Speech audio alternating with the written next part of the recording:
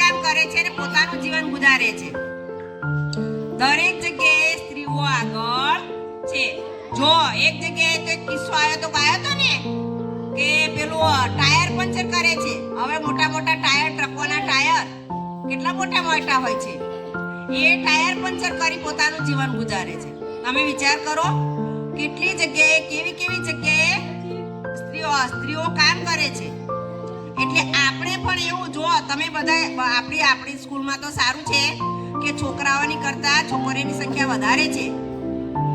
આપણે પહેલેથી જ અહીં આગળ છોકરાઓ કરતા છોકરીઓની સંખ્યા વધારે છે.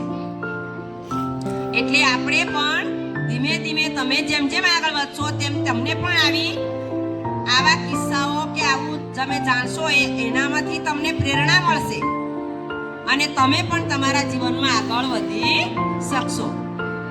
અને એનો અર્થ એ નહીં કે છોકરાઓએ પાછળ રહેવાનું છે. છોકરાઓ પણ અગ્રસ્થાને રહેવાનું જ છે.